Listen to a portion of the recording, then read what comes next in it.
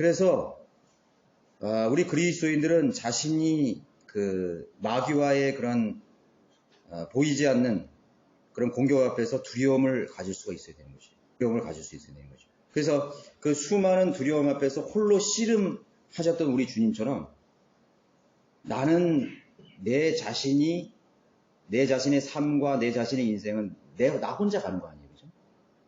우리가 사실은 옆에 누가 있기 때문에 나는 두렵지 않다고 생각하는 그런 시간들이 너무나 많은 것이에요.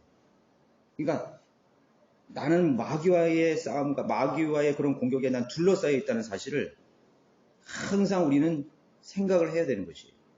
마치 그 어린 나이에 밤길을 가듯이 그런 절실한 마음을 가지고 살아가요. 그 자체가, 그 걸음걸음이 기도가 되는 거잖아요. 기도가 되는 것이에요. 자신은 아무것도 두렵지 않다고 말하는 사람들은 거짓말하는 것이에요. 내면의 두려움을 숨기고 용감한 것처럼 가장하고 사는 사람들인 것입니다. 사실은 이 현대인의 그런 사람의 삶은 수많은 두려움들이 있다고요. 아무것도 두렵지 않아? 뭐가 두려워? 마치 그렇게 자기가 사는 것이에요. 근데 사실은 그 사람은 엄청나게 많은 걸 두려워하고, 뭐 보험도 들고, 뭐 교통사고도 두려워하고, 뭐 자기 자식이 어떻게 될까봐 두려워하고, 자식이 가지고 있는 행복이 떠나갈까봐 두려워하고, 그런 데서 두려움을 가지고 살아가는 거죠. 정말 두려움이 없는 사람은 그 사람은 불행한 사람이에요. 속고 있는 사람이죠. 마귀가 허황된 그런 담력을 주어가지고 기도의 자리로 가지 못하게 하는 사람인 것입니다. 그러니까 아쉬울 것이 없는 그리스도인들은 기도다운 기도를 할 수 없어요. 하나하고 안일하게 사는 사람들은 기도다운 기도를 할 수 없어요. 느끼질 못하니까. 자신의 연약한 현실을 느끼지도 못하며 사는 사람은 그리스도인일지라도 기도의 자리로 나아갈 수가 없는 것입니다. 기도는 하나님 아버지의 도움을 받을 수 있는 그런 자리이기 때문인 것입니다. 그 두려우심으로 인해서 심한 통곡과 눈물로 기도했을 때 들으셨느니라 고 말씀하고 있는 것이죠. 하나님은 아셔요. 여러분들이 정말 하나님을 신뢰하는 마음으로 기도하고 있는지를, 정말 절실한 생각을 가지고 기도하고 있는지를 알고 계신다.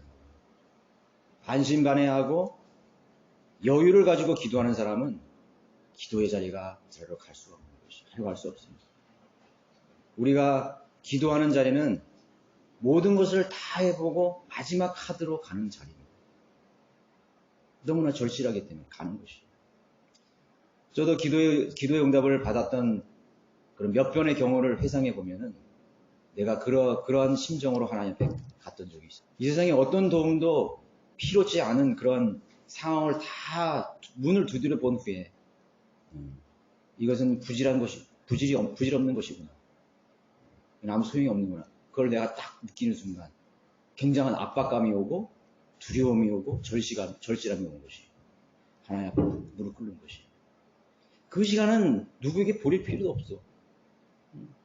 누구에게 보인다 해도 그건 아무 의미가 없는 거예요. 그 시간이 10분이 됐든 1시간이 됐든 아무 의미가 없는 것이.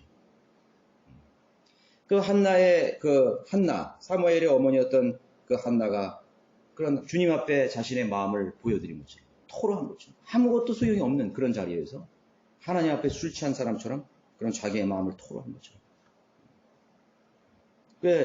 이제 엘리 선지자는 그거를 술 취했다 그렇게 얘기하잖아요. 저 여인이 술 먹었다 이거죠. 그것이 하나님 아버지께 나아갈 수 있는 기도의 자리입니다. 이 세상에는 당연히 허락된 도움이 있습니다. 눈물과 통곡이 없이 얻을 수 있는 전능하신 분의 도움 손길이 있기 때문인 것이에요. 여러분 병원에 언제 갑니까? 언제 병원에 가야 된다고 생각이 드시죠? 여러분 견딜만 하면은 아무런 큰 병이 들어도 의사를 찾아갈 마음이 그렇게 없어요. 자기가 암이 3기가 되고 4기가 되는데 아무 멀쩡한데 내가 왜 가? 찾아갈 마음이 이렇게 없어요. 견딜만 하니까. 무감각하거나 자기 힘으로 견딜 것 같다면은 굳이 병원에 갈 마음이 안 드는 거죠. 자존심이 강한 사람이 이웃 사람에게 가서 돈을 빌리지 않을 것입니다.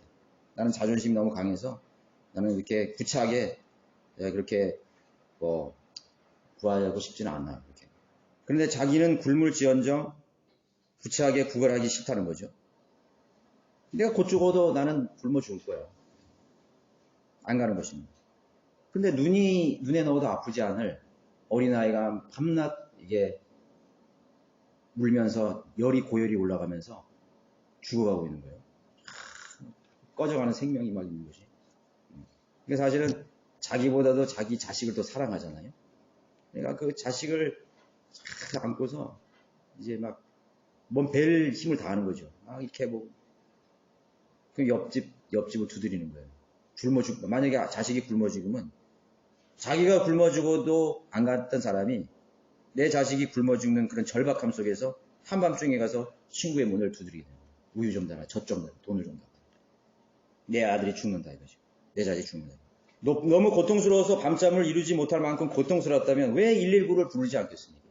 여러분 얼마나 절실하면 119를 부르겠어요.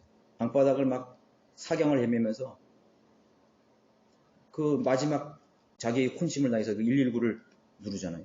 어떤 사람이 보니까 동굴 탐험을 하다가 동굴 속에 빠져가지고 거기 몸이 끼어가지고 못 나오는 거예요. 들어가지도 못하고 들어가지 못. 캄캄한 그 동굴 속에서. 동굴 탐사하다 죽은 사람 많아요. 그 동굴의 바위에 끼어가지고 못 나오는 거예요. 호주에 그런 한 사람이 있었어요. 그 119를 911을 불렀는데 그 119를 들으니 거꾸로 들어가 보니까 점점 더 안 되는 거예요. 거꾸로 처박혀요. 머리가 땅으로 돼 있고 못 구하고 죽은 거예요. 그 시체가 그대로 있어요. 시신이 동굴에 끼어가지고. 얼마나 절실했겠어요. 그 사람이 거기서 하나님을 찾지 않았더라면 참 대단한 사람일 것 같아. 나는 그 사람이 예수 그리스도를 나 불렀다고 생각해요. 하나님 살아계시다면 나를 좀 살려주세요. 정말 지옥이 있다면 예수님 날 구원해주세요. 난 곧 죽습니다. 119 대원이 뭐 포기하고 나갔는데 절박함이 없겠어요? 인간의 능력으로 뭐 한다고 그러지만 못해요. 911, 119 대원이 못하는 것들이 너무 많아, 이 세상에.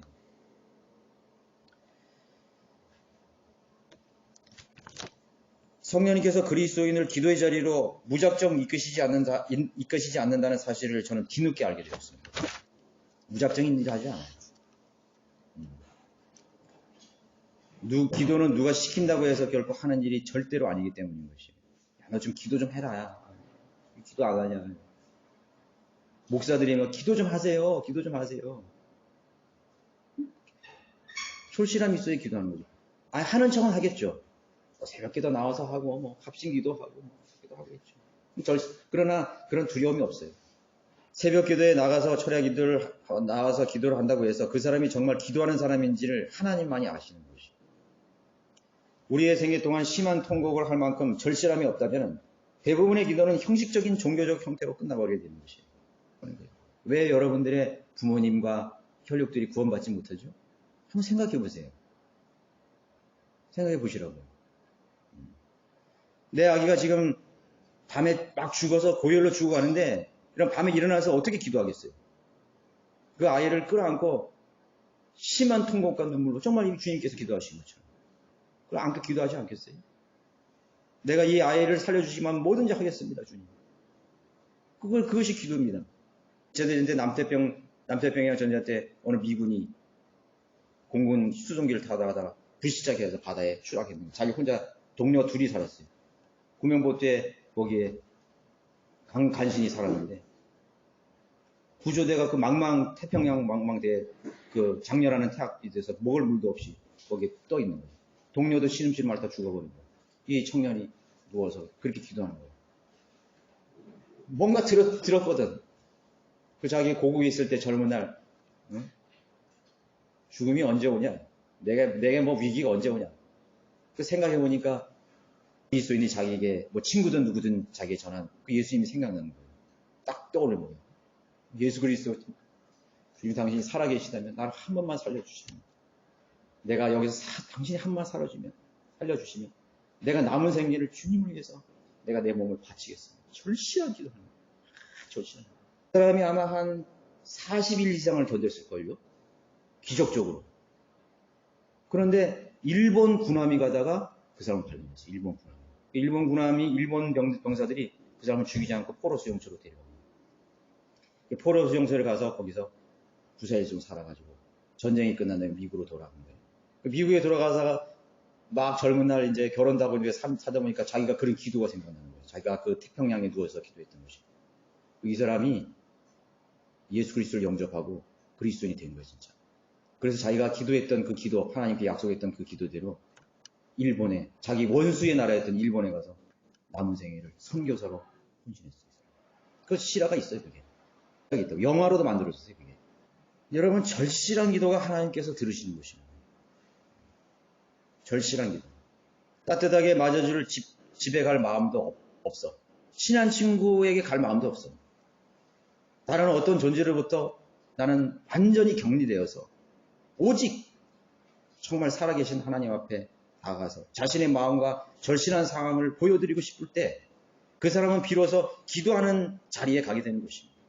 그러니까 사람이 꼭 그러한 상황이 돼야, 절실한 상황이 돼야 저런 게 아니라 그건 자기 마음의 상태입니다. 어떤 작은 문제도 절실하게 가지면 돼요. 이게 예사로운 문제가 아니야. 이게 내 아들, 딸들이 이게 좀 삐딱하게 나간다 이거지. 이게 예사로운 얘기가 아니야. 그거 생각해 보세요. 내 아들, 딸이 하나님을 대적하고 하나님의 뜻을 떠나서 산다 이런 그런 자체에 대해서 어떤 절박한 마음을 가져봤습니까? 내가 큰일 났다 이거예요. 이렇게 이게 아닌데. 그래서 내가 해도 안 되는 거죠. 자식 마음대로 안 되잖아요. 그거에 대한 절박함을 한번 가져보셨나요? 저는 지금 조금 그게 제가 마음에 좀 와닿아요.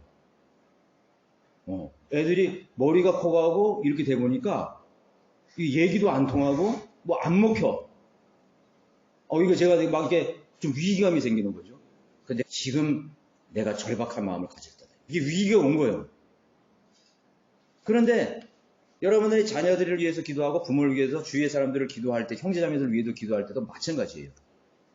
그것에 대해서 그 사람을 위해서 진정으로 기도하는 사람이 누구냐면 그 사람에 대해서 절박한 마음을 가지고 있는 사람, 그 사람이 그 사람을 위해서 기도하는 거예요. 사실 그냥 기도할게. 이게 그 사람이 기도하는 게 아니라, 물론 그 사람이 그렇게 기도하면 되겠죠. 그렇지만은 그 사람에 대한 절박한, 그 사람의 상황에 대해서 절박한 위기감을 갖고 마음을 가지고 기도하는 사람이 정말 기도하는 사람이에요. 그렇지 않겠어요? 그렇지 않아요. 정말 한 드라크나마를 잃어버린 그 여인처럼 방을 쓸면서 그 절실한 마음, 그 한 것을 찾기 위해서 절실한 마음. 그러니까 한 마리의 양을 잃어버린 그 목자가 가시삼 덤불을 해치고 피투성이가 되고 밤낮을 돌아다니고 자기 다 옷이 찢어지고 절벽에 내려갈 수 있는 그런 위기도 생기고 강을 건너고 비를 맞아가면서 다 죽게 된 그런 상황 속에서도 그 한 마리의 잃어버린 양을 찾지만 그 절실함, 그 한 마리 양이 죽을까에 대한 그런 두려움, 여러분들이 가지고 있는 그 모든 상황이 그러한 절실함을 가져야 돼. 가질 때 비로소 기도하게 된다는 거죠. 하나님께 정직해야 되잖아요. 기도하셨나요? 저는 여러분에게 묻고 싶어요. 나 자신에게 묻고 싶어요. 여러분 기도하십니까? 여러분들에 있어서의 문제가 얼마만큼 절실합니까? 얼마만큼 긴박합니까? 얼마만큼 큰 위기에 봉착했다고 여러분 생각하십니까? 심한 통곡과 눈물로써 기도하는 하나님의 종들이 없어요. 항상 사람들은 장밋빛 희망을 갖는 것이에요. 우리 성경을 믿는 사람이잖아.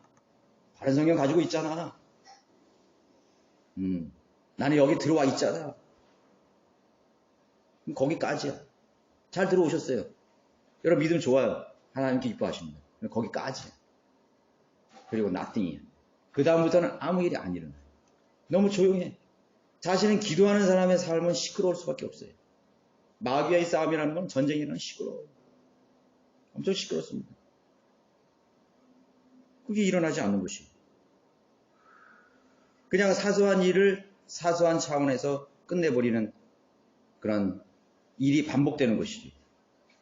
바울과 실라가 그리고 베드로 그리고 또 중세기 그리스도인들이 모진 박해와 순교의 현실 앞에서 어떻게 기도했는지 생각해보면 알게 되는 것입니다. 바울과 실라가 그 감옥에서, 베드로가 그 감옥에서 기도했을 때 어떻게 기도했단 말이죠.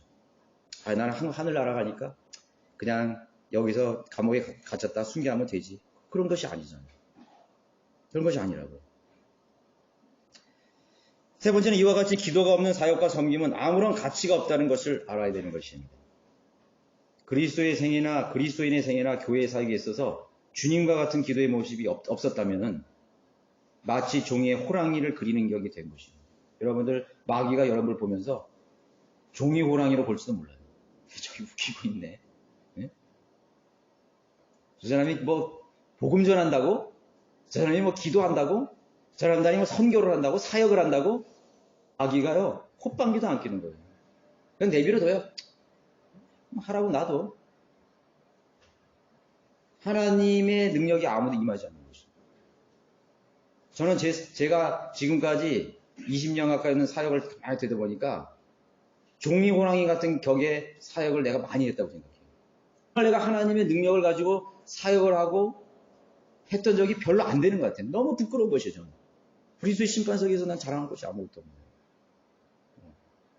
난 하나님 나를 구원만 해주셔도 감사한데 하나님 그래도 우리를 맡기셨잖아요. 뭔가를.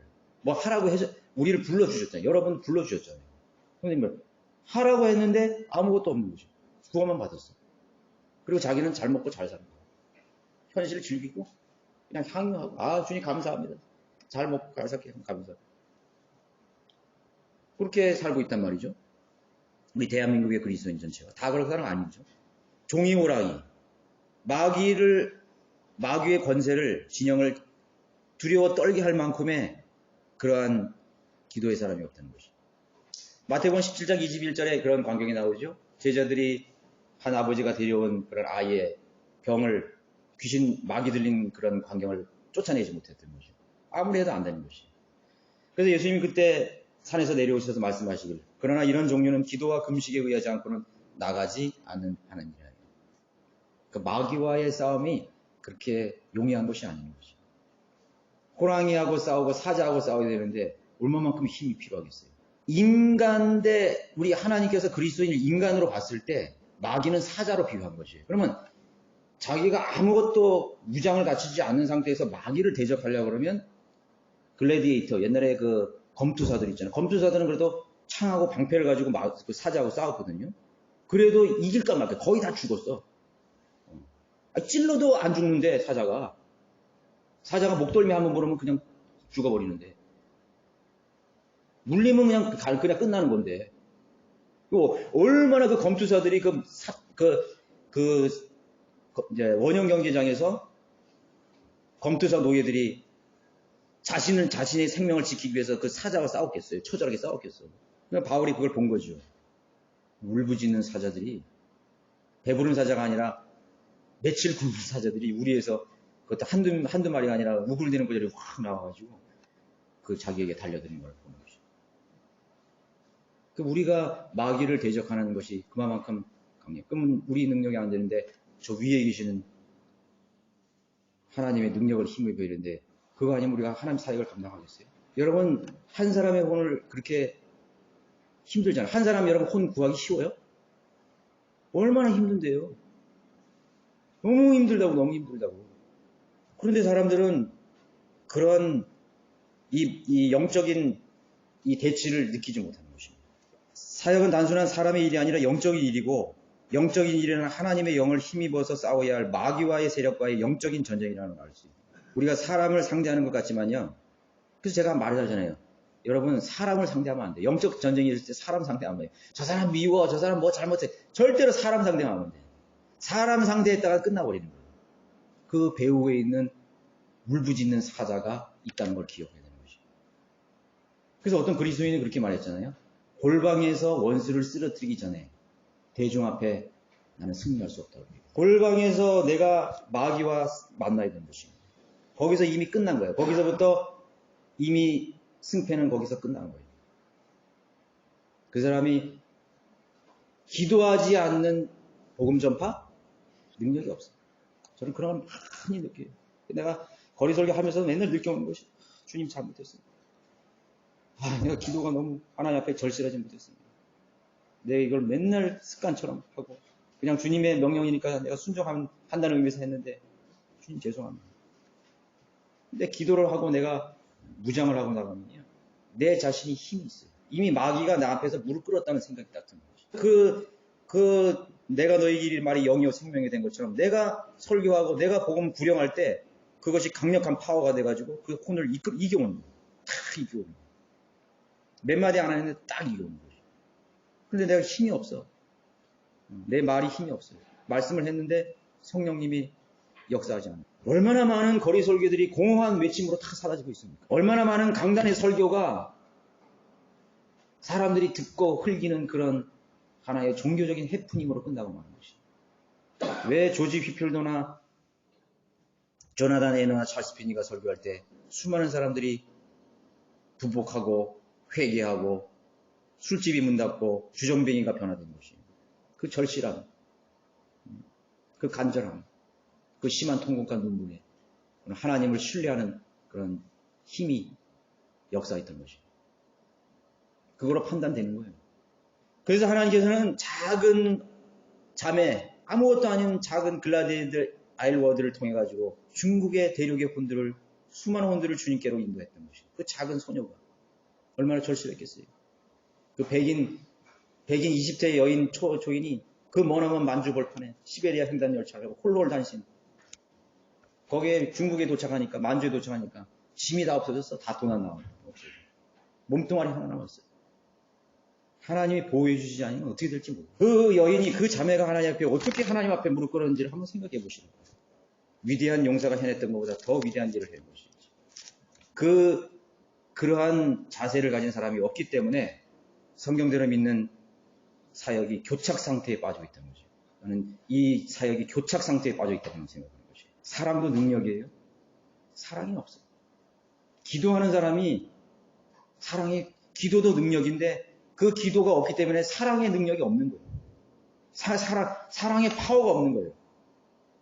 사람들을 포용하고 사람들을 품을 수 있는 그 능력이 없는 거예요. 시기하고 다투고 아웅다하고 싸우고 네가 잘나니 내 몸, 그렇게 싸우는 거지. 이거 얼마나 비참한 현실이에요. 교착 상태 빠지는. 사도행전 6장 4절 우리는 계속해서 기도하는 일과 말씀의 사역에 거듭하니라. 사도행전 4장 31절에는 그들이 기도를 마치자 그들이 함께 모여 있는 곳이 진동하더니 그들이 모두 성령으로 충만하여 담대하게 하나님의 말씀을 선포하더라. 하나님의 말씀이 왜 선포되지 않는 것입니까? 성도들이 믿는 교회 왔다고 다 구령자가 되는 거예요?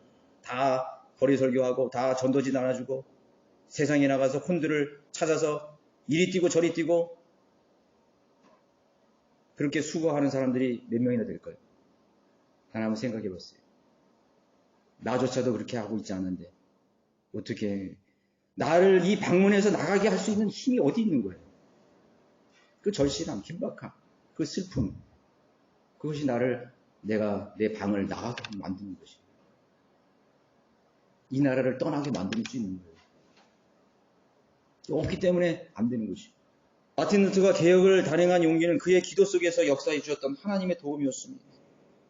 구텐베르크 선당의 35개의 조항을 달면서 그럼 나는 이젠 죽었다 생각했겠죠. 나는 이제 죽었다. 나는 화형에 당하든지 파문되어서 사지가 절단되는 고통 속에 고문을 받으면 난 죽어갈 것이라는 그런 생각을 왜 안 했겠어요? 마틴 루터가 얼마나 많이 기도했겠어요? 내 주는 강한 성이에요. 그 찬송가 알죠? 마틴 루터가 작사한 거예요. 강한 내 산성이 되시고 방패가 되시는 주님을 강하게 붙들었다는 게 신뢰했다는 것입니다. 한 사람의 혼을 주님께 인도하기 얼마나 어렵습니까? 절박한 기도, 보이지 않는 눈물, 연민이 없이는 잃어버린 혼들에게 다가갈 수 없다는 사실을 알아야 되는 것입니다. 저는 얼마 전에 행방불명된 9살 아들을 찾기 위해서 모든 가사 일도 그만두고 직장도 그만두고 가진 재산을 다 털어서 찌라시와 전단을 만들어 또 사람들을 고용해서 수년 동안 전국을 찾아다니면서 사람들에게 만나는 사람한테 내 아들을 본 적이 있냐고 그 사진을 보여주는 한 어머니에 대한 기사를 내가 봤습니다. 그 어머니에 대해서 봤어요. 내 아들 9살 된 사람 봤네요. 전국을 다. 그럼 구령자의 마음이 어떤 게 그러실 걸까요? 내 아들을, 내 자식을 찾아다니는 마음으로 해야. 여러분들 여기 자녀분들이 있죠. 그 아들이 뭐 어디선가 나이가 들었더니 행방불명 생각했다 생각해요. 죽었는지 살았는지 갑자기 없어졌어. 뭐 어떻게 하시겠어요, 여러분? 아버지 어머니로서 어떻게 하시겠냐고. 예? 내 딸이 지금 없어졌어. 막 학교 다니다가 없어지고 직장 다니다가 사라졌대. 직장 다닐 수 있겠어요? 뭐 일을 할 수 있겠어요? 오늘 당장 나가야지.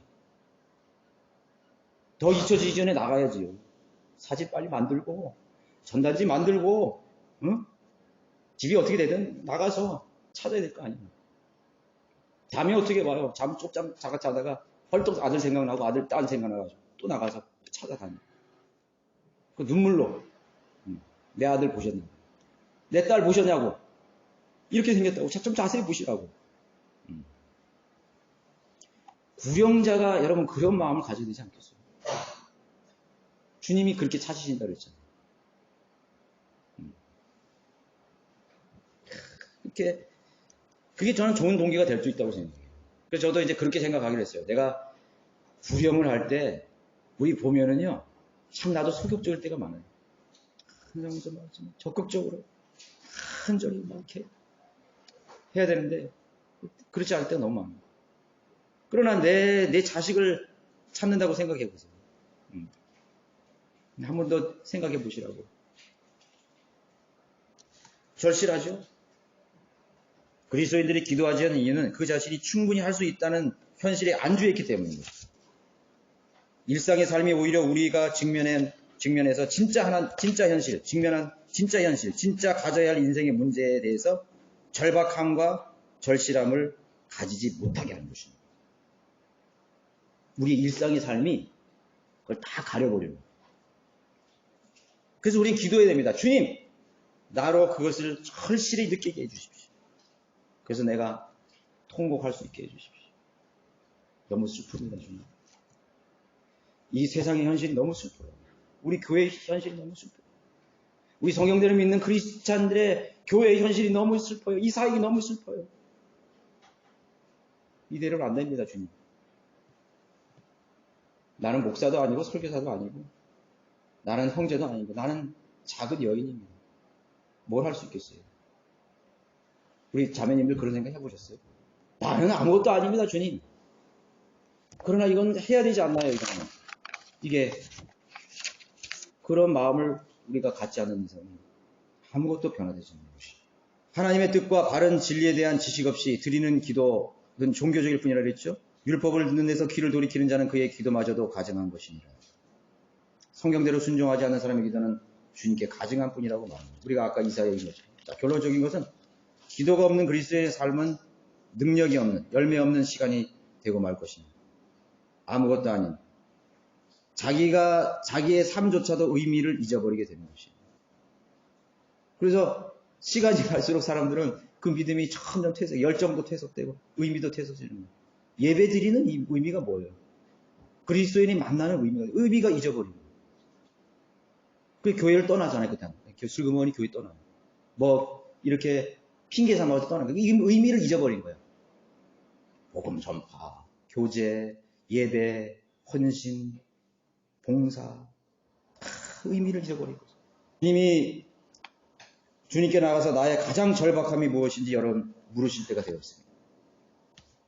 기도의 생활 속에 매 순간 새로운 힘과 동기를 찾게 해달라고 주님 앞에 여러분 기도하십시오. 그 절실함은 또 나 스스로도 가질 수 없는 거예요. 하나님께서 내 안에 불일들이 일어나는 그런 절실함과 그 마음을 달라고.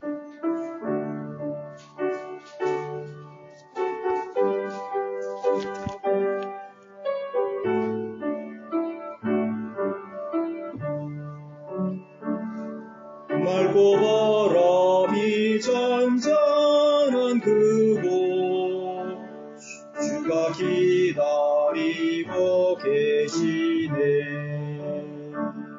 주의 빛으로 가득한 그곳 아름다운 기도의 동산 맑고 원하고 청명한 빛빛이네. 아름다운 기도의 동산 주가 기다리며 문을 열어주네. 여기 기도의 동산으로 내가 가리라. 기도의 동산 인생의 짐과 염려 들고 위로의 음성 들려오는 곳 주가 기다리고 계시네. 맑고 환하고 청명한 빛비치네. 아름다운 기도의 동산 주가 기다리며 문을 열어주네. 여기 기도의 동산으로 주님 나로라 명령하시네. 놀라운 축복 주시려고 주가 기다리고 계시도다. 아름다운 기도의 동산 맑고 환하고 청명한 빛 가운데 아름다운 기도의 동산 주가 기다리며 문을 열어주네. 여기 기도의 동산으로. 기도드리겠습니다.